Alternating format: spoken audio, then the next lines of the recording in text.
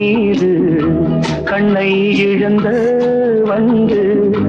தேக சுகத்தில் கவனம் காட்டு வழியில் பயணம் கங்கை நதிக்கு மண்ணில் அணையா இளமையெனும் பூங்காற்று